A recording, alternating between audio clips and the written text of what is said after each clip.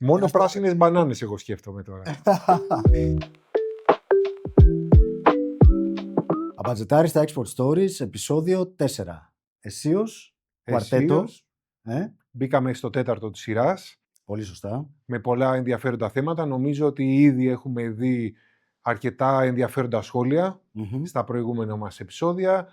Θα κοιτάξουμε να κάνουμε ένα ακόμα deep dive στο χώρο των εξαγωγών, να δούμε όσο περνάει ο καιρός και όσο γινόμαστε πιο εξοικειωμένοι και εμείς και οι άνθρωποι που μας βλέπουν με το θέμα των εξαγωγών, θα προσπαθήσουμε και εμείς να δίνουμε συνέχεια περισσότερα hint για τα do's και τα don'ts, κατά κύριο λόγο. Οπότε και πάνω σε αυτό το πλαίσιο και πάνω στα insight που θέλουμε να δώσουμε, είναι και αυτό το 4ο επεισόδιο μια πολύ ενδιαφέρουσα οπτική με πράγματα που ο Παναγιώτης Δυσιάδης έχει έτσι σκεφτεί και έχει προετοιμάσει έτσι, σαν πρωτόλια για να μας τα φέρει να τα αναπτύξουμε περαιτέρω. Πριν προχωρήσουμε στην σημερινή θεματολογία, για την οποία είμαι ιδιαίτερα χαρούμενος, γιατί η εκπομπή μας σήμερα χωρίζεται σε δύο μέρη. Το πρώτο μέρος θα αφορά ουσιαστικά μια ανάλυση, έτσι, μια μικρή ανάλυση που θα κάνουμε πάνω στο θέμα του export strategy, γιατί έχουμε μιλήσει πάρα πολύ για στρατηγική, οπότε πρέπει να δώσουμε και ένα πρακτικό παράδειγμα. Και στο δεύτερο μέρος έχουμε τον πρώτο μας καλεσμένο για σήμερα. Δεν θα πω κάτι άλλο πάνω στο κομμάτι αυτό. Όχι. Θα το δούμε στην πορεία. Πριν όμως ξεκινήσουμε και με τη θεματολογία μας, θέλω να πω το εξής. Η εκπομπή, από όταν ξεκίνησε, έχει λάβει πάρα πολλά σχόλια. Θέλω να ευχαριστήσω πάρα πολύ όλους όσους μας έχουν δει και μας έχουν ακούσει. Πραγματικά έχουμε λάβει πάρα πολλά μηνύματα. Και θετικά και προς βελτίωση. Βέβαια. Τα οποία και τα προς βελτίωση είναι πολύ σημαντικά. Ήτανε καλοπροαίρετα μηνύματα. Ήτανε μηνύματα πραγματικά ουσιώδη για πράγματα που χρήζουν βελτίωσης. Το αγκάλιασαν πάρα πολύ, κυρίως οι συνάδελφοι, γιατί όπως είπαμε έχουμε εξαιρετικά στελέχη στον χώρο, στον κλάδο. Το αγκαλιάσανε πάρα πολύ θερμά. Είχα πάρα πολλά μηνύματα που τους άρεσε η πρωτοβουλία και η θεματολογία κτλ. Παναγιώτη, ένα πράγμα, 1000 συγγνώμη σε διακόπτω, ήταν όπως έγραψε σχόλιο ένας πολύ καλός συνάδελφος από το χώρο, ό,τι λέγαμε πίσω από κλειστές πόρτες και από συζητήσεις, επιτέλους θα ακουστούν και σε συναδέλφους που είναι ήδη στο χώρο, αλλά κατά κύριο λόγο και σε συναδέλφους που θα θέλουν να ενταχθούν στο κομμάτι των εξαγωγών, βρίσκονται ήδη στις πωλήσεις, είναι ίσως σε marketing ή σε παρεμφερή πόστα. Οπότε προσπαθούμε και εμείς με πλήρη ειλικρίνεια να δώσουμε και εμείς έτσι, να διαφωτίσουμε λίγο το χώρο όσο περισσότερο μπορούμε και το κάνουμε ενώ είμαστε ειλικρινείς, δεν θα οριοποιήσουμε, δεν θα κατηγορήσουμε, απλά εκθέτουμε μια πραγματικότητα και θα προσπαθήσουμε και εμείς να δώσουμε ένα know-how, το δικό μας το know-how, που δεν κατέχουμε την παγκόσμια αλήθεια, αλλά αυτό που θεωρούμε εμείς ότι είναι σωστό και με πολύ μεγάλη, κουμπώνοντας αυτό που είπες, με πολύ μεγάλη χαρά, σήμερα θα ξεκινήσουμε και την νέα αυτή οπτική της εκπομπής μας με έμπειρους συναδέλφους, με στελέχη εξαγωγικά στο χώρο που θα μας δώσει μια καινούργια οπτική. Όσοι θέλουν να επικοινωνήσουν και να μας στείλουν τη γνώμη τους, τα σχόλιά τους, προτάσεις για θεματολογίες κτλ. Αν και έχουμε κάνει ένα homework, νομίζω για τα επόμενα αρκετά επεισόδια, αλλά βεβαίως εννοείται μπορούμε να κάνουμε adjustments σε διάφορα θέματα τα οποία μπορεί να χρήζουν περαιτέρω ανάλυση, ας πούμε, κτλ. Οπότε, όσοι θέλουν να επικοινωνήσουν μαζί μας, η εκπομπή έχει ένα email, το οποίο είναι το abajetarista@gmail.com. Και βεβαίως και στα προσωπικά μας, βεβαίως, στο LinkedIn κτλ. Δεχόμαστε μηνύματα, δεχόμαστε σχόλια, δεχόμαστε αγάπη και hate, γιατί όχι. Και hate, όπως λέγανε, το marketing είναι κυρίως να είναι κακό, κάθεται περισσότερο. Σωστό. Επεκτείνεται ακόμη περισσότερο, οπότε έστω και έτσι, τι να κάνεις. Πολύ σωστά, πολύ σωστά. Τα χρειαζόμαστε όλα, παιδιά, όλα μέσα στο πρόγραμμα είναι. Οπότε θεωρώ ότι είναι πάρα πολύ καλό το σημείο να πιάσουμε κάτι το οποίο το συζητήσαμε στην προηγούμενη εκπομπή και να το αναλύσουμε λίγο παραπάνω, δίνοντας κάποιες τεχνικές λεπτομέρειες, ας το πούμε. Είπαμε στην προηγούμενη εκπομπή κάποιες διαφορές μεταξύ πωλήσεις εσωτερικού και εξαγωγές. Είπες πάρα πολύ σωστά ότι η κατάλληλη λέξη που περιγράφει ουσιαστικά την σύγκριση είναι το διαφορετικό. Είναι άλλο οι πωλήσεις εσωτερικού και άλλο οι εξαγωγές. Ωραία. Σήμερα θα ήθελα να πούμε και να δώσουμε λίγο κυρίως αυτή την εκπομπή, το πρώτο μέρος της τουλάχιστον, θα ήθελα να το αφιερώσουμε σε άτομα τα οποία είναι εκτός του χώρου των εξαγωγών και θέλουν έτσι να πάρουν κάποιες βασικές πληροφορίες, σε juniors φυσικά, αλλά θα ήθελα ιδανικά και κάποιοι επιχειρηματίες, νέοι επιχειρηματίες, startups κτλ. Ή μικρότερες εταιρείες, έτσι. Εμείς αναφέρομαστε σε μικρομεσαίες επιχειρήσεις, αλλά κυρίως μικρές επιχειρήσεις να κάνουν έτσι ένα πρώτο dive, ας πούμε, μέσα στο θέμα των εξαγωγών. Οπότε πάμε να πούμε λίγο ποιες είναι οι βασικές διαφορές μεταξύ πωλήσεις εσωτερικού και εξαγωγές. Εγώ, αν θα έβαζα έτσι κάποια bullet points κτλ., θα ξεκινούσα με το πολύ βασικό κομμάτι, το compliance. Οπότε, θέλεις να μας πεις λιγάκι για το compliance? Είναι η αρχή όλων, το compliance, το οποίο πάρα πολλοί επιχειρηματίες, οι project owners που έχουμε πει, παραβλέπουν, είτε λόγω μη εμπειρίας ή λόγω απεσκεψίας ή whatever. Το θέμα είναι ότι πρώτα θα πρέπει να δεις αν το προϊόν ή η υπηρεσία σου δικαιούται, entitled, να μπει σε αυτή την ξένη αγορά, η νομοθεσία αν σε καλύπτει ή την καλύπτεις εσύ. Πολύ σωστά. Γιατί δεν είναι απλά έχω ένα πολύ καλό προϊόν, το πουλάω εδώ Ελλάδα, τι ωραία, τι καλά. Το θέμα είναι ότι κάθε χώρα, όπως είπαμε σε προηγούμενο επεισόδιο, έχει τα δικά της restrictions, τους δικούς τους κανονισμούς, δικά του regulations, δικές του νομοθεσίες. Πρώτο πράγμα, απ' όλα, μπορώ να κάνω comply στα legal aspects που έχει κάθε χώρα. Εμείς το έχουμε δει αυτό πάρα πολύ σε οτιδήποτε περιέχει ζωικό, κατά κύριο λόγο και όχι μόνο. Στα ζωικά είναι ένα θέμα το οποίο είναι πάρα πολύ μεγάλο, δηλαδή το compliance σε ό,τι έχει να κάνει με προϊόντα ζωικής προέλευσης κτλ. Διότι έχει και πάρα πολλά restrictions στο εξωτερικό. Έτσι, κάθε χώρα, όπως είπες πάρα πολύ σωστά, τα δικά του legislations. Ας μην ξεχνάμε ότι τα προϊόντα ζωικής προέλευσης έχουν ένα περιορισμό σε κάποιες συγκεκριμένες αγορές. Για παράδειγμα, δεν μπορούμε να εξάγουμε στην Αμερική. Έτσι ακριβώς. Δεν μπορούμε να εξάγουμε στην Αυστραλία. Έτσι, που για να το κουμπώσουμε και με την προηγούμενη εκπομπή, είναι μεγάλα κέντρα της ελληνικής διασποράς. Ναι. Άρα αυτομάτως χάνεις πολύ μεγάλα κομμάτια αγοράς. Έτσι. Επομένως, το compliance είναι για μένα το νούμερο 1 όσον αφορά τις μεγάλες διαφορές που έχουν οι πωλήσεις εσωτερικού με τις εξαγωγές. Αγκαζέ μαζί, επειδή έχουμε πει ότι εδώ προσπαθούμε με τον Παναγιώτη να κάνουμε κάποιες επισημάνσεις, όχι επιφανειακά, αλλά δεν θα κάνουμε deep dive να δούμε ακριβώς τι συμβαίνει, θα κάνουμε αναφορές. Παίρνοντας λοιπόν τη σκητάλη από το compliance, θα έλεγα ότι πολύ σημαντικός παράγοντας έχει να κάνει και με τους δασμούς. Το οικονομικό σκέλος, γιατί ναι μεν μπορεί εσύ να είσαι βιοχάλκο και θέλεις να δώσεις έχω αλουμίνιο, έχω χάλιβα. Μπορείς πολύ ωραία να βγαίνεις και να πεις ότι εγώ legally μπορώ να μπω, τηρώ όλες τις προδιαγραφές, έχω όλα τα specifications και τα certifications που μου έχουν ζητηθεί και μετά πας και βλέπεις ότι έχω 70% δασμό. Πρακτικά μιλώντας υπάρχουν προϊόντα FMCG που έχουν 30%. 20% γιατί θέλουν να προστατεύσουν την οικία οικονομία. Βέβαια.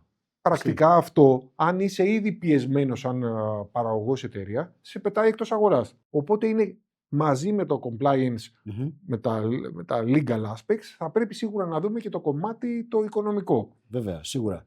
Γιατί αυτό μπορεί να λειτουργήσει ως stop ή ενός είδους αδιέξοδο σε μια τυχόν συνεργασία που μπορεί να υπάρχει με ένα τοπικό διανομέα, με έναν εισαγωγέα, με μια λυσίδα κτλ. Σίγουρα. Κυρίως αυτό το συναντάμε στις τρίτες χώρες. Ναι. Αλλά υπάρχουν και άλλες περιπτώσεις που οι δασμοί μπορεί να παίξουν ένα πολύ καθοριστικό ρόλο για την διείσδυση ή μη τέλος πάντων σε μια αγορά. Το είδαμε πρόσφατα και με τον Πορτοκαλί πρόεδρο που από το πουθενά τρέχαμε και δεν φτάναμε. Βέβαια. Και τώρα με τα γεωπολιτικά δεν ξέρεις και τι θα σου έρθει. Βέβαια. Από εδώ και πέρα. Keyword Free Trade Agreement, το οποίο σε επόμενη εκπομπή υπάρχει σχετική θεματολογία και σχετικός καλεσμένος. Το έχουμε προβλέψει αυτό. Οπότε, περνώντας το θέμα του compliance, ό,τι έχει να κάνει δηλαδή με τα legal aspects που είπες, με το packaging, με τα certifications, HASP, ISO, IFS, BRC κτλ. Ένα δεύτερο πολύ σημαντικό κομμάτι που είναι ειδοποιώς διαφορά μεταξύ πωλήσης εσωτερικού και exports, κατά τη γνώμη μου, και είναι στη λίστα μας, είναι το γεγονός του στρατηγικού σχεδιασμού και της εμπορικής πολιτικής. Με ποια έννοια? Όταν ξεκινάς να κάνεις ένα πλάνο για την αγορά του εσωτερικού, για την Ελλάδα, πωλήσεις, ουσιαστικά λαμβάνεις υπόψη κάποιες παραμέτρους ή κάποιες συγκεκριμένες συνθήκες που ισχύουν στη χώρα μας. Επίσης, λαμβάνεις υπόψη τον ανταγωνισμό του εσωτερικού. Εάν αυτό πάμε να κάνουμε ακριβώς την ίδια άσκηση στις εξαγωγές, πρέπει να λάβουμε υπόψη σίγουρα το τι συμβαίνει στην κάθε περιοχή. Δηλαδή, πας per region, πας customized, όπως είπαμε και σε προηγούμενες εκπομπές, κάνεις customization και βλέπεις τι ακριβώς πρέπει να αναλύσεις στην κάθε χώρα, ποια είναι τα συγκεκριμένα χαρακτηριστικά που πρέπει να λάβεις υπόψη έτσι ώστε να ξεκινήσεις να κάνεις τις αναλύσεις σου, το πλάνο σου κτλ. Όπως είπαμε, χώρα με χώρα έχει τεράστιες διαφορές. Έτσι ακριβώς. Επίσης, όταν κάνεις το πλάνο, πρέπει να σκέφτεσαι ότι το πλάνο το κάνεις σε ένα global map. Δεν περιορίζεσαι μόνο στα σύνορα της Ελλάδος, ας πούμε, αλλά το κάνεις σε ένα global map με ό,τι αυτό συνεπάγεται όσον αφορά τα γεωπολιτικά, τα στρατηγικά, τι γίνεται στην ναυτιλία κτλ. Πρώτες ύλες, κόστος πρώτων υλών κτλ. Οπότε δεν έχεις μόνο τον εσωτερικό ανταγωνισμό, έχεις αυτομάτως και τον εξωτερικό ανταγωνισμό. Άρα δεν έχεις να ανταγωνιστείς 10 εταιρείες όπως έχεις στην Ελλάδα, αλλά έχεις 1010 εταιρείες. Οι οποίες είναι ήδη established, το πιο πιθανό, στην Πολύ αγορά σωστά. που θέλεις να πας. Έχουν ήδη ένα brand loyalty. Ήδη δεν θα υπάρχει χώρο στο ράφι για να καταφέρει να σε βάλει ο εκεί αγοραστής για να πετάξει. Γιατί το ξέρουμε ότι για να μπεις εσύ πρέπει να βγει κάποιος άλλος. Σωστά. Και ενώ δεν υπάρχει. Θα πρέπει να το δημιουργήσουν για σένα. Αν είσαι αρκετά καλός και αρκετά competitive για να μπορείς να το κάνεις τώρα αυτό το πράγμα. Σίγουρα το business model που πρέπει να χτίσεις πριν μπει στην καινούργια αγορά, μιλώντας τώρα για εξαγωγές, σίγουρα θα πρέπει να λάβεις υπόψη σου ένα μεγάλο κομμάτι, όπως είπες, τα ναυτιλιακά, είναι το μεταφορικό κομμάτι. Βέβαια. Γιατί εσύ μπορεί να είσαι ένα φτηνό competitive, θα το πω, όχι φτηνό, ένα ανταγωνιστικό προϊόν, το οποίο όμως να χρειαστεί για να μπορέσει να σερβίρεις τον πελάτη ο οποίος βρίσκεται στην Βόρεια Γαλλία, παραδείγματος χάρη, να θέλει ένα μεταφορικό το οποίο βάζοντάς το, επιμερίζοντάς το ανά κωδικό, ανά προϊόν, ανά τεμάχιο, να βγαίνεις πολύ πιο πάνω από τον ανταγωνισμό. Αυτομάτως σε βγάζει εκτός αγοράς. Βεβαίως εκεί θα πρέπει να δεις, γιατί είναι πολύ καλά και τα data analytics. Δεν λέω όχι. Σιρκάνα και so on so forth που παίρνουμε τα data, βλέπουμε τα μερίδια της αγοράς, βλέπουμε πώς κινούνται. Αλλά το θέμα είναι ότι πηγαίνοντας εκεί θα πρέπει να ξέρεις να πας, να δεις το ράφι, να δεις εκεί τον ανταγωνισμό, να δεις τι πρόμο κινήσεις μπορούν να κάνουν, ποιους πελάτες, όπως έχεις πει και εσύ πολύ σωστά σε προηγούμενη εκπομπή, ποιους πελάτες προσελκύει το κάθε brand, το brand του σούπερ μάρκετ και μετά το item brand, μετά να πας να δεις τι πρόμο κάνουν, τι τιμές παίζουν, πόσο συχνά γίνεται, κάποια promo weeks, για να αποκτήσεις μια εικόνα. Και όλα αυτά είναι σημαντικό να γίνονται όχι αφού έχεις πάρει την απόφαση να μπεις.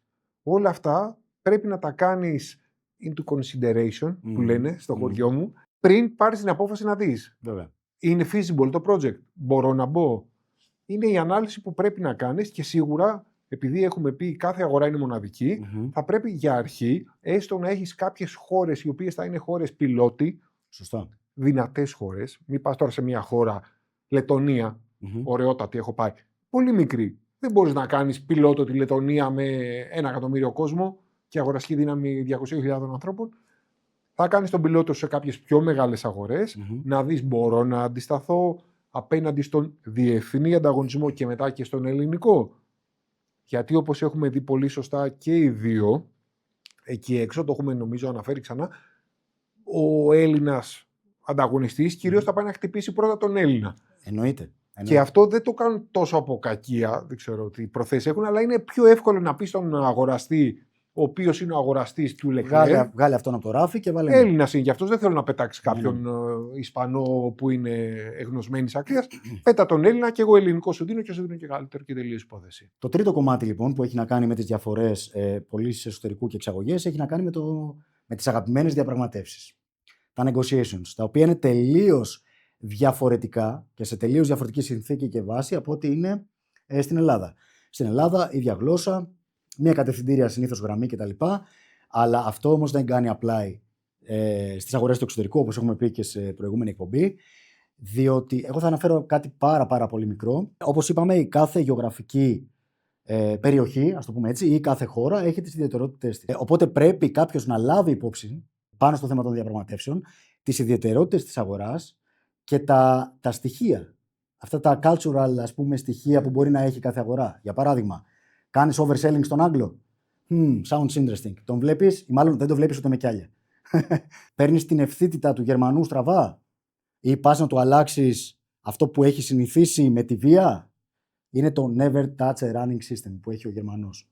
Σε έχει πετάξει έξω. Σε δυσκολεύουν οι ερωτήσεις, σε φέρουν σε δύσκολη θέση οι ερωτήσεις συνεχόμενες που κάνει, έτσι ώστε να καταλάβει αν είσαι πραγματικά γνώστης του αντικειμένου για το οποίο μιλάς. Σε δυσκολεύουν, σε φέρνουν σε δύσκολη θέση και κάπως κλωτσάς. Έχεις φύγει εκτός. Η ευθύτητα επίσης των Ρώσων. Έτσι. Ή ας πούμε πας να ξεκινήσεις να πάρεις ένα τηλέφωνο ή να στείλεις, εσύ που τα ξέρεις πάρα πολύ καλά γιατί είναι έχεις ένα specialty εκεί σε αυτές τις περιοχές, πας να πάρεις ένα τηλέφωνο να στείλεις ένα μήνυμα σε κάποιον αραβόφωνο Παρασκευή, δεν το βρίσκεις πουθενά. Δίνεις ας πούμε την κάρτα σου, την business card, ξέρω εγώ, με το ένα χέρι στον Ιάπωνα, έχεις χάσει από τα αποδυτήρια. Είναι όλα αυτά τα οποία δεν μπορεί να στα μάθει κανείς, τα κερδίζει από εμπειρία. Σίγουρα τώρα μπορεί με ένα AI να διαβάσεις κάποια hints, αλλά είναι άλλο αυτό όλο στην πραγματική ζωή. Αυτό που θα ήθελα να πω πάνω σε αυτά που λες είναι ότι η διαφορά με την ελληνική αγορά έγκυται σε αυτό ακριβώς που λέμε ότι είναι διαφορετική αγορά. Δεν είναι καλύτερη, δεν είναι χειρότερη. Κατά καιρούς υπάρχει κάποιος ανταγωνισμός. Έλα μωρέ, δεν μπορώ εγώ, δεν μπορείς εσύ. Δεν είναι κάτι κακό. Στον Έλληνα, όπως πολύ σωστά, μπορεί να το Αγίου Νικολάου και να πάρει τηλέφωνο να πει: Έλα, Νίκο, χρόνια πολλά. Να του πάρει ένα μπουκάλι ουίσκι, να πα έξω να φάτε καλαμαράκια. Σωστό. Έξω, εγώ με τους δικούς μου Χαμπίμπι, χαμντουλιλά, μπορώ να πάω εκεί κάτω, αλλά εγώ το έχω χτίσει 10 χρόνια για να έχω σχέση. Πολύ σωστά. Και αντίστοιχα στην Ιαπωνία δεν θα πρέπει να τον κοιτάξει στα μάτια παρότι τον ξέρεις γιατί είναι προσβλητικό. Αλλά και αυτά τα cultural differences σίγουρα σε κάποια φάση του project θα χτυπήσουν και πάνω στο brand και θα πρέπει να είναι και στον τρόπο αντιμετώπισης του brand για το πώς θα γίνει perspective αυτό το brand, πώς θα κάνει adapt πάνω σε ανάγκες του πελάτη σου. Πάρα πολύ σωστά. Πάρα πολύ complicated, δεν υπάρχει manual ή δυστυχώς είναι από αυτά τα πράγματα που είναι σαν τις προσωπικές σχέσεις, άμα θέλεις και τις πιο αισθηματικές σχέσεις. Θα πάθεις και θα μάθεις. Που είπαμε πάλι στην προηγούμενη εκπομπή που κάναμε μια πολύ ωραία αναφορά. Αναγκαστικά θα πάθεις. Να σε πιάσει κάποιος αγκαλιά, να σε μάθει. Αλλά βλέπουμε ότι υπάρχουν πολύ μεγάλες πολιτισμικές διαφορές, πολύ σφιχτές νόρμες που πρέπει να κάνεις apply για να μπορέσεις να έχεις μία πιθανότητα για να μπεις. Και αυτά τα factors που αναφέρεις τώρα παίζουν ρόλο όχι μόνο στη διαπραγμάτευση, αλλά και αργότερα στην εμπορική πολιτική, στην εκάστοτε εμπορική πολιτική που θα κάνεις per region, στο playbook που θα φτιάξεις, παίζουν πάρα πολύ σημαντικό ρόλο, γιατί αποτυπώνονται και στα νούμερα. Έτσι. Πώς θα αντιμετωπίσεις τη χώρα εν συνόλο. Θεωρώ ότι πως, στο επόμενο επεισόδιο θα είναι καλό να φέρουμε ένα πρακτικό παράδειγμα έτσι, για export strategy, ας πούμε. Θα σημειώσουμε και κάποια πραγματάκια που έχεις αναφέρει. Θα το κάνουμε λίγο φροντιστηριακό. Θεωρώ ότι θα πρέπει να κάνουμε έτσι μια πολύ ωραία παρουσίαση για το export strategy, για το πώς χωρίζεται, ποιοι είναι οι τρόποι εισόδου, ας πούμε, σε μια αγορά, export check and readiness, κάποια πράγματα πάνω στο commercial policy κτλ. Αλλά επιγραμματικά, δίνοντας τη μία βασική τη γεύση. Μπράβο, δίνοντας μια γεύση. Το είπες πάρα πολύ σωστά. Θα πάρουμε τη γεύση, δεν θα χορτάσουμε. Πάρα πολύ σωστά. Ερώτηση κρίσεως για να μπορέσουμε να περάσουμε στο δεύτερο μέρος του επεισοδίου. Αυτό περιμένω από την αρχή του επεισοδίου. Τέλεια. Θέλω να μου πεις την πιο εξωτική αγορά με την οποία έχεις καταπιαστεί μέχρι τώρα. Εξωτική αγορά. Εξωτική αγορά. Ιαπωνία θα πω. Ιαπωνία. Barbados. Αγαπώ Barbados, αλλά δεν είναι τόσο εξωτική, είναι τόσο τουριστική. Ναι, οκ. Ναι, πιο εξωτική θα έλεγα ότι είναι και η Ιαπωνία. Ιαπωνία. Σίγουρα δεν έχω πάει ποτέ σε ζούγκλες, σε χώρες Λατινικής Αμερικής έτσι βαθιά για δουλειά. Ναι. Και είναι κάτι που θα ήθελα να το κάνω. Και εγώ οφείλω να ομολογήσω ότι η Λατινική Αμερική είναι μια γεωγραφική περιοχή, ένα σύνολο χωρών που σίγουρα έχει τεράστιο ενδιαφέρον. Θα ήθελα πάρα πολύ να είχα αναπτύξει κάποιο project εκεί κτλ. Αλλά επειδή δεν το έχουμε αναπτύξει εμείς, ακριβώς, έχουμε τον άνθρωπο έχουμε που το τον κατάλληλο άνθρωπο που σε πολύ λίγο θα είναι μαζί μας για να μας πει πάρα πολλά insights. Επιστρέφουμε λοιπόν και έχω να πω μια μικρή ιστοριούλα. Είμαι έτοιμος να την ακούσω. Λοιπόν, όπως είπαμε, ζηλεύουμε λίγο τις αγορές της Λατινικής Αμερικής. Έτσι, πολύ. Εγώ πάρα πολύ. Και όπως έχουμε πει και στο παρελθόν, έχουμε εξαιρετικά στελέχη στον κλάδο μας. Ναι, στελέχη τα οποία έχουν πάει far and beyond σε όλες τις υπήρους. Σωστά. σε χώρες εξωτικές. Πολύ εξωτικές χώρες. Εξωτικές που μόνο ο Μόγλης έχει πάει. Το είχα όνειρο να πάω. Αλήθεια. Αλήθεια το λέω. Λοιπόν, σήμερα λοιπόν έχουμε τη μεγάλη χαρά και τιμή να έχουμε μαζί μας μια εξαιρετική συνάδελφο, την πρώτη μας καλεσμένη. Ποδαρικό. Μια εξαιρετική συνάδελφο, η οποία λοιπόν πολύ πριν την συμφωνία FTA μεταξύ Ευρώπης και Λατινικής Αμερικής, πολύ πριν τη Mercosur λοιπόν, before it was cool, είχε αναπτύξει project και είχε κάνει μια καταπληκτική δουλειά στην αγορά της Βραζιλίας. Κυρίες και κύριοι, Μαζί μας η Αναστασία Τερζίδου. Χαίρετε. Standing Ovation. Σε ευχαριστούμε πάρα πολύ. Είσαι η πρώτη μας καλεσμένη. Ελπίζω το ποδαρικό να είναι τυχερό. Είμαι σίγουρος ότι θα είναι. Είμαι σίγουρος θα είναι. Και αν δεν είναι, δεν θα φταίς εσύ. Η Αναστασία είναι μια πάρα πολύ καλή συνάδελφος. Είναι μία από τα. Πραγματικά το λέω με πολύ μεγάλη αγάπη. Ένα εξαιρετικό στέλεχος. Και είναι και μια πολύ καλή φίλη. Να το πω και αυτό. Με την Αναστασία, εγώ δεν έχω βρεθεί επαγγελματικά στο κομμάτι των εξαγωγών. Έχουμε βρεθεί μαζί επαγγελματικά σε non-food industry. Απλά κάτω από την ίδια στέγη. Κάτω από την Θα ίδια έλεγε στέγη. κανείς. Και τώρα τα τελευταία πολλά χρόνια είμαστε κάτω από την ίδια στέγη των εξαγωγών. Οπότε πλέον, όπως είμαστε πάρα πολλοί επί των εξαγωγών, πολλοί άνθρωποι, δεν είμαστε συνάδελφοι, αλλά είμαστε με την ευρύτερη έννοια συνεργάτες. Συναγωνιστές και συνεργάτες. Ναι, έχουμε τους ίδιους πόνους. Έτσι. Τις ίδιες προκλήσεις, τα ίδια προβλήματα. Και before it was cool, Ναι, βέβαια. θέλουμε να μας μοιραστείς το δικό σου point of view για το κομμάτι των εξαγωγών, για τις δυσκολίες, γιατί έχεις υπάρξει και υπάρχεις ακόμα στο κομμάτι των εξαγωγών, έχεις πολύ μεγάλη εμπειρία και θέλουμε τη βοήθειά σου. Καταρχάς να σας ευχαριστήσω για την πρόσκληση.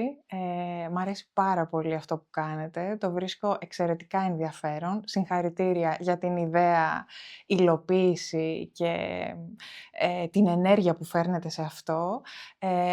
Θεωρώ ότι είναι άκρως βοηθητικό για το χώρο, για τους ανθρώπους που είναι μέσα και για τους ανθρώπους που θέλουν να μπουν στις εξαγωγές. Είμαι κι εγώ στο κλαμπ αυτών που τις αγαπούν και τις αγάπησαν από την πρώτη μέρα.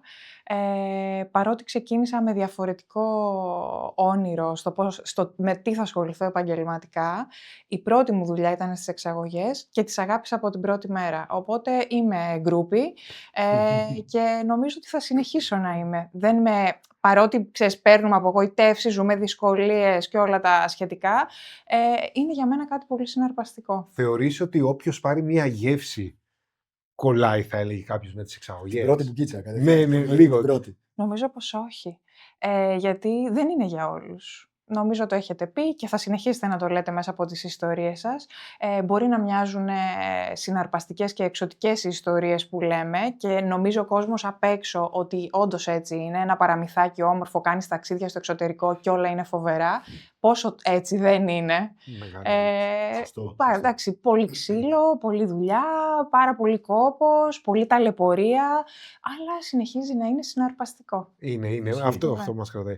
Έμαθα πολύ πρόσφατα από συνεργάτη του χώρου των εξαγωγών, που μπήκε πρόσφατα πιο μεγάλος ηλικία στις εξαγωγές και έχει απογοητευτεί σφόδρα και μου λέει μου λέει ταξιδεύω και δεν μπορώ. Είναι ακριβώς πάνω αυτό το κομμάτι που δεν είναι για όλους. Δεν είναι ότι άλλα είναι πιο δύσκολα, άλλα είναι πιο εύκολα. Δεν είναι για όλους. Είναι μια ιδιαίτερη συνθήκη. Αυτό το έχουμε πει πάρα πολλές φορές και θα συνεχίσουμε να το λέμε. Ότι είναι μια ιδιαίτερη συνθήκη. Θέλεις ένα συγκεκριμένο πλαίσιο. Θέλεις συγκεκριμένες συνεργασίες. Θέλεις συγκεκριμένο mindset. Θέλει συγκεκριμένα εργαλεία. Και διαθεσιμότητα, παιδιά. Εννοείται. Διαθεσιμότητα. Είσαι σε μια δουλειά που πρέπει να είσαι συνεχώς ευέλικτος και διαθέσιμος στο να πάρεις τη βαλιτσούλα σου, γιατί θα σου πούνε πρέπει αύριο να πας εκεί, γιατί έχουμε πρόβλημα. Πρέπει να πας να δεις τον πελάτη από κοντά.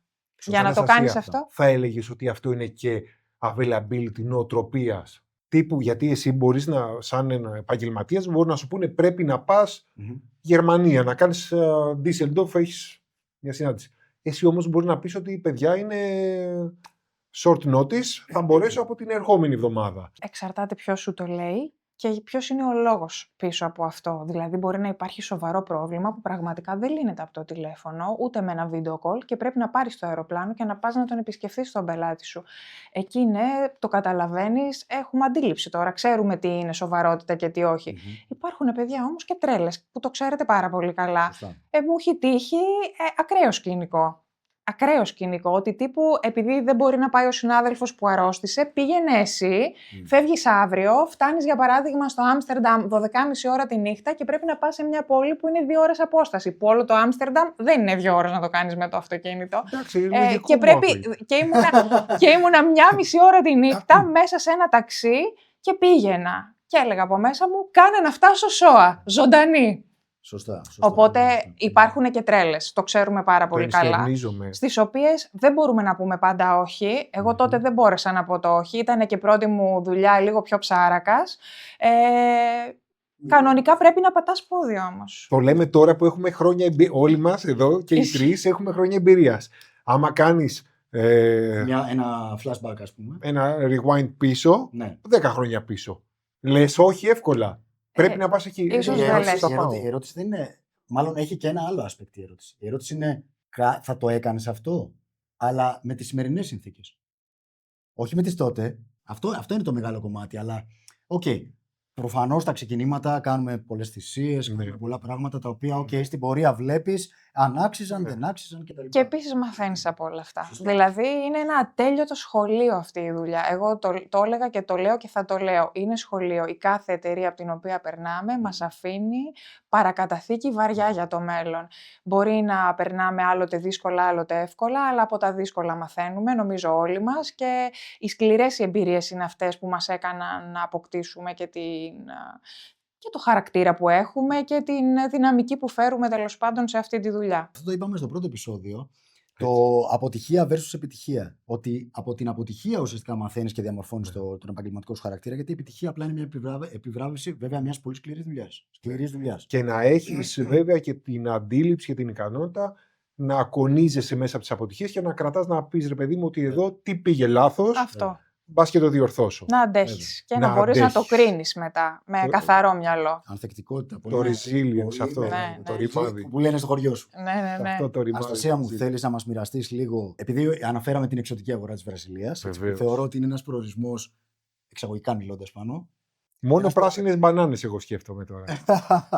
Έχεις κάνει το τέλειο νομίζω συνδυασμό με Ναι. φρούτα, δεν ξέρω αν είναι μπανάνες μόνο, αλλά Αναστασία θέλεις να μας μοιραστείς λίγο, να μας πεις τι ακριβώς έκανε, τι ήταν μάλλον αυτό το project που έκανες και ποιες ήταν οι δυσκολίες που συνάντησες versus ας πούμε κάποιες πιο παραδοσιακές αγορές, π.χ. στην Ευρώπη. Και επειδή εγώ δεν ξέρω, να ρωτήσω, επί τούτου είχε σκοπό να κατέβεις Λατινική Αμερική? Ήτανε κάποιος προγραμματισμός, Αν μια ήταν στρατηγική επαφή? επιλογή εννοείς. Ακριβώς. Καταρχάς να πω ότι είναι μια άκρως ενδιαφέρουσα αγορά. Εμένα προσωπικά μου αρέσουν όλες οι χώρες της Λατινικής Αμερικής. Τη Βραζιλία δεν την γνώριζα σαν εξαγωγικό προορισμό. Ξεκίνησα να ασχολούμαι με αυτήν γιατί όντας ένας export manager σε μια εταιρεία μου ανατέθηκαν και κάποιες αγορές μέσα στις οποίες ήταν και η Βραζιλία.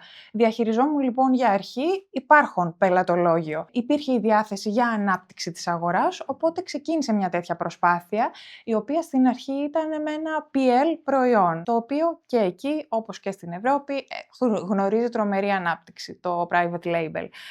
Στη συνέχεια όμως, μέσα από τη δουλειά που έγινε, ήρθε η συνεργασία και με διανομής. Να πω εδώ πέρα για τους ανθρώπους που δεν ξέρουν, ότι ασχολούμαι 14 χρόνια στις εξαγωγές μόνο με τρόφιμα, με εξαίρεση ενός πολύ μικρού διαστήματος σε non-food, οπότε ό,τι λέω σήμερα έχει να κάνει με τρόφιμο. Οπότε έτσι ήρθε η Βραζιλία στο προσκήνιο. Θεωρώ λοιπόν ότι είναι μια άκρως ενδιαφέρουσα αγορά, ωστόσο παρουσιάζει πολύ σημαντικές δυσκολίες, τις οποίες πρέπει να γνωρίζει κάποιος πριν αποφασίσει να πει ότι εγώ θέλω να ανοίξουμε, παιδιά, την αγορά της Βραζιλίας. Είναι δύσκολη πίστα, θεωρείς? Θεωρώ ότι είναι πανδύσκολη πίστα. Και τι είναι το πιο δύσκολο, δηλαδή συγκρινόμενο με άλλες αγορές, είτε στην Ευρώπη, είτε στο Southeastern part of Asia, ας πούμε. Ας πάρουμε και εκείνες τις περιοχές, κάτι Βιετνάμ, κάτι Ταϊλάνδες, κάτι Νότια Κορέα, ας πούμε, κτλ. Κοντογειτονιά. Ποιες είναι έτσι, οι πιο σημαντικές, αν θα μπορούσες έτσι μία-δύο πολύ σημαντικές διαφορές να μας... Μεγάλη, πολύ μεγάλη επένδυση σε πόρους και σε χρόνο. Δηλαδή, δεν μπορείς να πεις ότι εγώ θα ανοίξω την αγορά της Βραζιλίας στους επόμενους 6 μήνες ή στον επόμενο 1 χρόνο, όταν δεν έχεις καμία παρουσία σε αυτή την αγορά. Χρειάζεται τρομερή υπομονή και φυσικά budget, το οποίο θα πρέπει να χρησιμοποιηθεί για ταξίδια, για συμμετοχή σε εκθέσεις, για αποστολές δειγμάτων, γιατί άλλο να στέλνεις ένα δείγμα στη Γερμανία και άλλο να στέλνεις δείγματα Έτσι. στη Βραζιλία. Βέβαια. Μιλάμε για τεράστια κόστη. Επομένως, σίγουρα είναι ο χρόνος. Όποιος ξεκινήσει να εξάγει πρέπει να ξέρει ότι πρέπει να επενδύσει σε χρόνο. Και όταν λέω χρόνο, για να μιλάμε με νούμερα, θα πω με ένα πάρα πολύ αισιόδοξο σενάριο, από 18 μήνες έως 2, 3, 4 χρόνια, για να καταφέρεις με μεθοδευμένη δουλειά να φέρεις κάποια αποτελέσματα. Επίσης, πάρα πολύ σημαντικό είναι το γλωσσικό εμπόδιο στη Βραζιλία. Αν δεν μιλάς πορτογαλικά, θα πρέπει να έχεις ανθρώπους, εταιρείες, οι οποίοι θα σε βοηθήσουν σε αυτή την προσπάθειά σου. Οι Βραζιλιάνοι είναι εξαιρετικοί, τους αγαπώ, είναι πάρα πολύ ανοιχτοί, πάρα πολύ ευγενικοί, φιλόξενοι και πάρα πολύ πρόθυμοι στο να εισάγουν ευρωπαϊκά και ελληνικά brands και είναι πάρα πολύ καλή και στην επικοινωνία. Ωστόσο, μου έχει τύχει τεράστιοι buyers σε τεράστιες αλυσίδες σούπερ μάρκετ να μην μιλάνε γρή αγγλικά, να μην μπορούν να σου πούνε ούτε καλημέρα. Επομένως, το γλωσσικό εμπόδιο είναι πολύ σοβαρός παράγοντας, τον οποίο πρέπει να βρεις τρόπο να τον προσπεράσεις. Θεωρείς, επειδή υπάρχει μια τέτοια αντίληψη, ότι η Λατινική Αμερική είναι μια ενοποιημένη αγορά? Δηλαδή, μπήκα Βραζιλία, σαν να μπήκα Περού, σαν να μπήκα Χιλή, σαν να μπήκα Αργεντινή. Έλα μωρέ, δίπλα είναι μια ώρα με το αεροπλάνο. Η flat στρατηγική. Ναι, οι flat earthers. Για τα Βαλκάνια και για την Ανατολική Ευρώπη. Ναι. Καμία σχέση, θα πω, γιατί μόνο για τη Βραζιλία. Η Βραζιλία είναι μια χώρα η οποία έχει πληθυσμό 214 εκατομμύρια και χωρίζεται σε 26 πολιτείες. Είναι όπως η Αμερική. Επομένως, και αυτό αποτελεί και μέρος του στρατηγικού σχεδιασμού για τον οποίο μιλάτε σήμερα. Δεν μπορείς να πεις ότι θα ξεκινήσω τις εξαγωγές μου σε όλη τη Βραζιλία, πόσο μάλλον σε όλη τη Λατινική Αμερική. Γιατί για να μπεις στην αγορά της Βραζιλίας πρέπει να τη διαβάσεις πολύ από την αρχή και να καταλάβεις από ποιες πολιτείες πρέπει να ξεκινήσεις. Επομένως, σίγουρα όχι, δεν υπάρχει ενιαία στρατηγική για όλη τη Λατινική Αμερική. Το ακούει τώρα αυτό ένας brand owner, ας πούμε, ή ένας ιδιοκτήτης σήμερα και λέει Ρημίστηκαν τα όνειρά του. Δεν θα πάω στο καναβάλι του Ρίο φέτος. Δεν θα πάω στο Ρίο φέτος. Μαρακάιμπο. Μιας και εγώ να ομολογήσω ότι έχω προσπαθήσει να κάνω μπάσιμο στην αγορά της Βραζιλίας.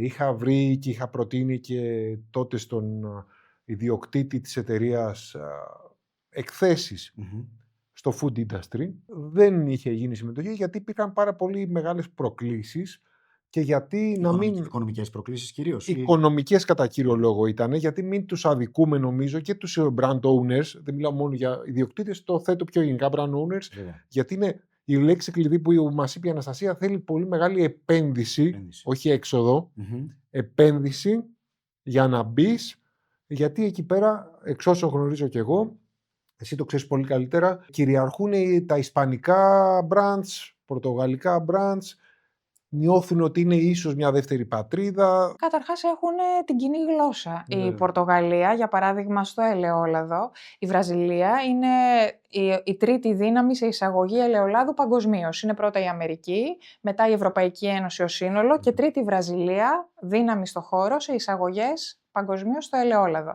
Οι Πορτογάλοι, λοιπόν, που έχουν μια πολύ μικρότερη παραγωγή από τους Ισπανούς, τους Ιταλούς και τους Έλληνες στο ελαιόλαδο, κυριαρχούν στη βραζιλιάνικη αγορά με ένα ποσοστό 58% έχουν στην αγορά, γιατί έχουν κοινή γλώσσα, παιδιά. Είναι τόσο απλό για μένα. Προφανώς και το logistics συμφέρει, γιατί είναι πολύ πιο κοντά, αλλά Ξεκινάνε με ένα πλεονέκτημα. Ξεκινάνε στην διαδικασία, δηλαδή, διείσδυση στην αγορά ή ανάπτυξη δικτύου κτλ. Ξεκινάνε με ένα πολύ σημαντικό πλεονέκτημα. Ακριβώς. Ότι μπορούν να επικοινωνήσουν. Βέβαια, μιας και μας ανέφερες ότι το γλωσσικό αποτελεί ένα barrier πάρα πολύ σημαντικό, θεωρώ ότι εκείνοι ξεκινάνε με γκολ. Είναι σαν να θέλει να μπει κάποιος Ιταλός στην Ελλάδα. Αντίστοιχα, πόσο μεγαλύτερη δυσκολία είναι με το να πάρεις εσύ έναν αγοραστή, ο οποίος θα είναι σε ένα μεγάλο ελληνικό σούπερ μάρκετ, από το να το πάρει ο αντίστοιχος Παναγιώτης ο Τζουζέπε και να προσπαθήσει να μιλήσει με τον Κυρμάκη, ο οποίος είναι βοηθός αγοραστή. Σίγουρα. Τα ελληνικά προϊόντα θεωρείς, ή από αυτό που είδες κατά τη διάρκεια του project κτλ., στο οποίο να ανοίξουμε παρένθεση και να πω, επειδή εμείς έχουμε συνυπάρξει σε επιχειρηματικό περιβάλλον, ξέρω πόσο σκληρά είχε δουλέψει και πόσο απέδωσε αυτό που έκανε. Κλείνει η παρένθεση. Θεωρείς ότι τα ελληνικά προϊόντα έχουν στο perception και των καταναλωτών, π.χ. στη Βραζιλία, αλλά και στους αγοραστές τους ίδιους, έχει ανέβει σαν προστιθέμενη αξία? Δηλαδή το βλέπουν το ελληνικό προϊόν ως added value κωδικό? Σίγουρα ναι. Όλα τα εισαγόμενα και δει τα ελληνικά προϊόντα, οι Βραζιλιάνοι θεωρούν ότι ανήκουν στην κατηγορία του premium. Ξεκάθαρα. Αυτό είναι πάρα πολύ σημαντικό. Οπότε πρέπει όμως το προϊόν που θα εξάγεις να το υποστηρίξεις ότι είναι premium. Με τους ισχυρισμούς, για παράδειγμα, που claims μπορείς να σου. έχεις πάνω Ναι, στην ναι. ετικέτα σου. Είναι διαβασμένοι, δεν είναι καθόλου μακριά από αυτό που μπορεί να νομίζουμε, γιατί είναι μακριά από εμάς. Οπότε όλα τα ελληνικά προϊόντα θεωρούνται premium, άρα και στη στρατηγική σου στο να μπει στην αγορά, αυτό πρέπει να το λάβεις υπόψη σου. Σε ποιες αλυσίδες θα στοχεύσεις, για παράδειγμα, σε ποιους διανομείς, πώς θα κινηθείς τέλος πάντων για να κατατάξεις το προϊόν σου, να το προτείνεις μάλλον στα κατάλληλα κανάλια. Θεωρείς ότι το mentality των ελληνικών εταιριών, των ελληνικών επιχειρήσεων υπάρχει, ή μάλλον να το πω λίγο διαφορετικά, υπάρχουν βίκο αότα στο να χρειαστεί χρόνος να του πεις του owner, εδώ θέλω 20 μήνες, εδώ πρέπει να κάνω ένα promo, εδώ πρέπει να συμμετάσχω. Θεωρείς ότι γίνεται ένα education σε αυτό το κομμάτι, ή θεωρείς ότι είναι σχεδόν ανέφικτο το να καταφέρεις μια μικρομεσαία εταιρεία να έχει την υπομονή για να καταφέρει να κάνει αυτό που έκανες εσύ εκεί? Εξαρτάται, θα πω. Υπάρχουν και από τα δύο.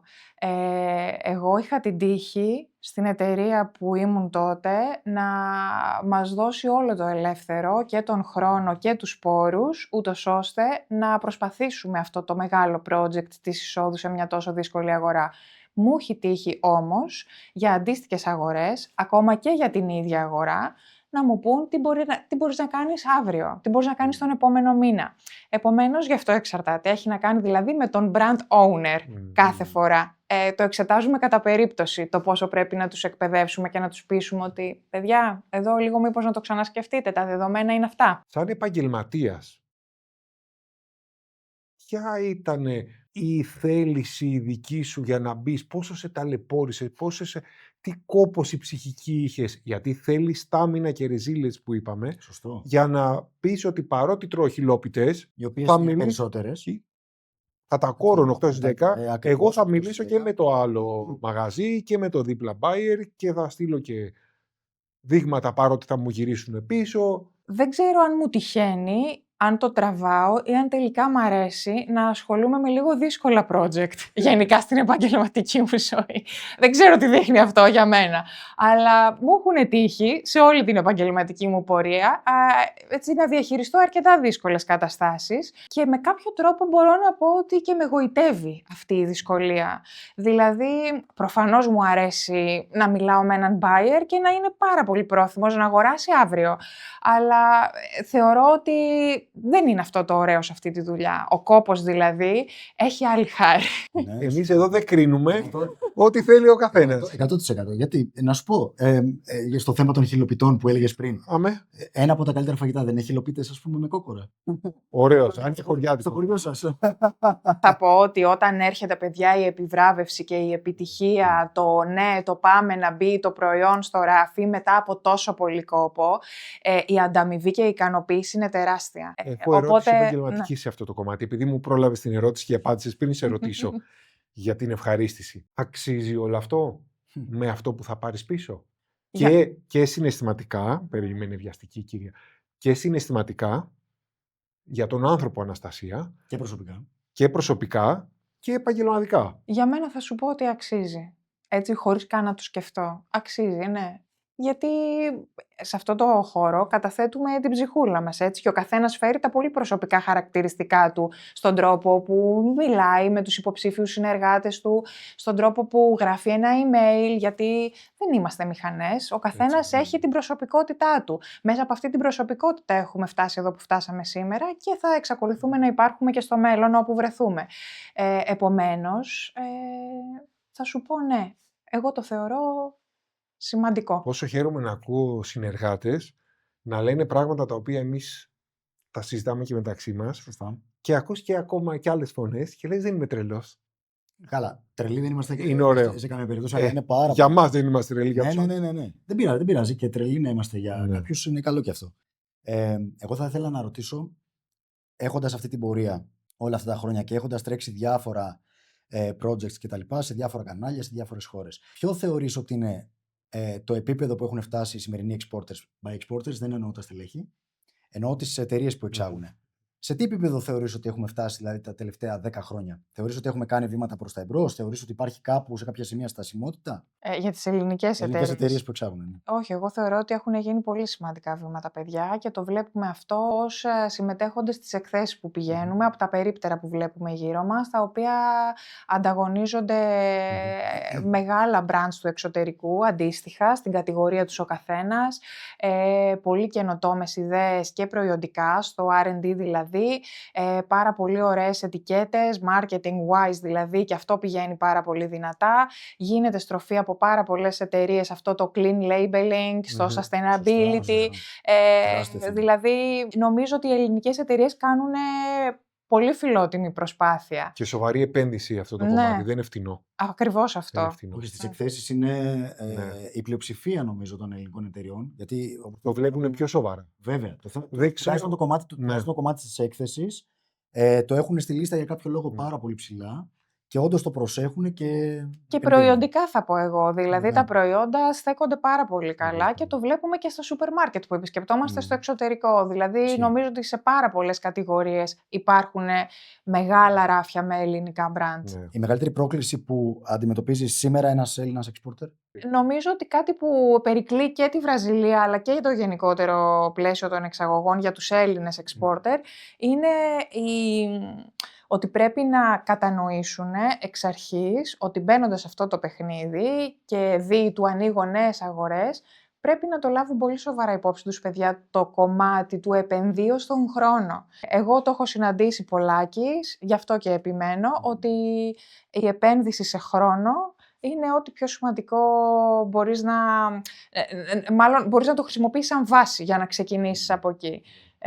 Αυτές οι βιαστικές κινήσεις που πολλοί θέλουν να έχουν και τα σούπερ αποτελέσματα που θέλουν να έρθουν γρήγορα, για όλους είναι επιθυμητά, κακά τα ψέματα, αλλά δεν είναι η βάση στις οποίες στηρίζονται οι σωστές εξαγωγές. Στο να χτίσεις αγορές, στο να είναι το brand σου αναγνωρίσιμο, να μιλάνε για αυτό. Οπότε θεωρώ η συνειδητοποίηση του χρόνου που χρειάζεται να επενδυθεί. Δεν είναι κάτι εύκολο, δεν ξυπνάω ένα πρωί και λέω ας μπω Βραζιλία. Θέλω να μας πεις, έτσι για να το ελαφρύνουμε λίγο στο fade out, πολύ ωραία, ένα ταξίδι το οποίο σου έμεινε. Επαγγελματικό. Μην μου πεις πήγες στις Σeychelles για ένα ωραίο blooper, ας πούμε. Μια πολύ ευχάριστη ανάμνηση από ένα ταξίδι επαγγελματικό. Μπορεί να είναι έκθεση, μπορεί να είναι ταξίδι. Ό,τι θέλεις εσύ, Πάρα πολλές ευχάριστες αναμνήσεις και αυτό με κάνει έτσι να είμαι πάρα πολύ χαρούμενη, γιατί τυχαίνουν και πολλές δυσκολίες, αλλά είναι πολλές οι ευχάριστες στιγμές, παιδιά, στα ταξίδια που έχω ζήσει. Έχουμε περάσει φανταστικά και με ακραία γέλια και με τον κύριο Ζησιάδη από εδώ πέρα. Αγορές που με εντυπωσίασαν πάρα πολύ ως επισκέπτρια, φυσικά στο επαγγελματικό πλαίσιο, ήταν το Βιετνάμ, η Κορέα, η Βραζιλία, αλλά και η ταπεινή κοντινή μας Ιταλία. Έχω περάσει εξαιρετικά σε επαγγελματικά ταξίδια στην Ιταλία. Οπότε έχω πάρα πολλές ευχάριστες αναμνήσεις. Να και τα καλά του εξαγωγικού. Εννοείται. Μα όπως είπαμε και στην προηγούμενη εκπομπή, η δουλειά μας έχει πάρα πολλά κομματάκια, puzzle. Πολλά από αυτά τα κομμάτια είναι φαν. Αλλά θέλει, πάνω σε αυτό που είπε η Αναστασία, ότι θέλει και τον ειδικό άνθρωπο. Θέλει προσωπικότητα. Βέβαια. Θέλει να έχεις αυτό το βίτσιο, το εξαγωγικό. Εξαγωγικό βίτσιο και αποτύπωμα. Ο κάθε ένας από εμάς είναι ξεχωριστός και πάρα πολύ σωστά. Το λάτρεψα αυτό που είπε. Ότι ο κάθε ένας από εμάς βρίσκεται εδώ που βρίσκεται σήμερα, διότι έχει το δικό του ξεχωριστό αποτύπωμα. Το ξεχωριστό. Ναι. Το πώς γράφει, το πώς μιλάει, το πώς κάνει τις. Το performance που κάνει ο καθένας. Πάντα. Και επειδή μέσα από αυτή την πρωτοβουλία και μέσα από αυτή την εκπομπή κτλ. Εμείς εκεί που στοχεύουμε είναι και σε junior στελέχη, στο να ακούσουν και κάτι παραπάνω που μπορεί να μην έχουν ένα μέντορα, ας πούμε, να το ακούσουν. Ή μπορεί να μην το έχουν ακούσει καν. Μπορεί να μην το έχουν ακούσει, μπορεί να μην το έχουν διαβάσει. Άρα και για junior στελέχη, αλλά και για άτομα, φοιτητές, προπτυχιακούς, μεταπτυχιακούς κτλ. Που θέλουν να μπουν στο χώρο γιατί είναι συναρπαστικός χώρος, έτσι. Και γιατί, κακά τα ψέματα, τα benefits και γενικά οι δουλειές, έτσι. Αν είσαι καλός στη δουλειά σου, έχεις και πολύ καλές απολαβές. Ναι. Οπότε, για μας, για να λοκάρουμε το νέο αίμα, ας το πούμε έτσι κτλ. Να το προσελκύσουμε. Είναι πολύ σημαντικό να ακουστούν αυτά τα πράγματα προς τα έξω. Και εδώ μια τελευταία ερώτηση. Ποιο θεωρείς εσύ ότι είναι soft skill, όχι hard skill, γιατί τα hard skills μαθαίνονται, έτσι. Ποιο θεωρείς ότι είναι το πιο βασικό soft skill που πρέπει να έχει ένας expert manager? Δύσκολη ερώτηση. Ενσυναίσθηση. Κατάλαβες τώρα. Και ότι δεν περίμενα κάτι. Και ότι αυτό περικλεί. Θα πείτε τώρα ότι είμαι γυναίκα και αυτό περιμένατε να ακούσετε. Όχι, θα το πας στερεοτυπικά. Σχεδόν τον άκουσα. Σχεδόν τον άκουσα να το λέει. Σκέφτηκε πού να φτάνουμε. Για καλό μου. Εντάξει, παιδιά, είναι ωραίο γιατί ο καθένας με τα χαρακτηριστικά του, ενώ άντρες, γυναίκες, αντιμετωπίζουμε διαφορετικά καταστάσεις. Γι' αυτό χρειαζόμαστε όλοι σε αυτό το χώρο. Έτσι. Και δοθήσεις της ευκαιρίας να πω ότι μακάρι να υπάρχουν περισσότερες γυναίκες στις εξαγωγές. Πιστεύω πάρα πολύ στην δυναμική που φέρουν.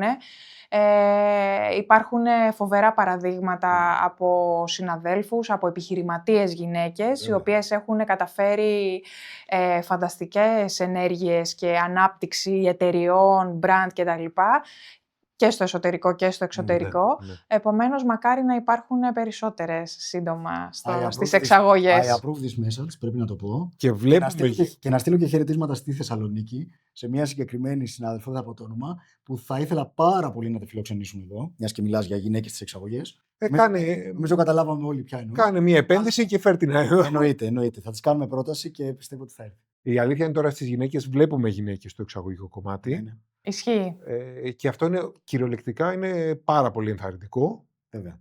Και έχει ευχάριστο, σπάει και τη μονοτονία. Και δίνει άλλη προοπτική. Σωστά. Άλλη προοπτική. Ισχύει. Σκεφτόμαστε διαφορετικά. Και αυτό οι πολύπλευρες και η ποικιλομορφία στις απόψεις και στην προσέγγιση ενός business opportunity, ενός business task, είναι πολύ ωραίο να υπάρχουν έτσι ομάδες από γυναίκες και άντρες για το πόσο διαφορετικά μπορούμε να προσεγγίσουμε μια κατάσταση. Εγώ θέλω να την ευχαριστήσω πάρα πολύ για τον πολύ χρωματιστό της λόγο που μας έφερε εδώ στην παρέα, τη γνώση, την εμπειρία και την οπτική που δεν την έχει κάποιος από εμάς και είναι πολύ χρήσιμο για τους ανθρώπους εκεί έξω που μας ακούνε. Πάρα πολύ σωστά. Και για το γυναικείο βήμα και τη δυναμική, η οποία είναι πάντα χρήσιμη και τη ζητάμε.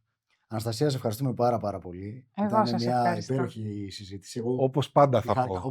Όπως πάντα. Σας ευχαριστώ εγώ πάρα πολύ για το κάλεσμα. Εύχομαι ό,τι καλύτερο. Η εκπομπή αυτή που έχετε στήσει εδώ, podcast, vidcast, είναι, σας είπα και στην αρχή, φοβερή πρωτοβουλία και θεωρώ ότι θα απογειωθεί. Ευχαριστούμε πάρα πολύ. Σε ευχαριστούμε πάρα πολύ. Εννοείται. Καρδούλες κορεάτικες. Κάθε επιτυχία. Ομπριγάδα θα πω εγώ στα βραζιλιάνικα, παύλα, πορτογαλικά. Αυτό ήταν το 4ο επεισόδιο του Αμπατζετάρη στα Export Stories με την Αναστασία Τερζίδου. Την ευχαριστούμε πάρα πολύ. Ήμουν ο Παναγιώτης Ζουσιάδης. Ο Πάνος ο Βουτσάς. Μέχρι το επόμενο επεισόδιο. Αντιός. Stay tuned.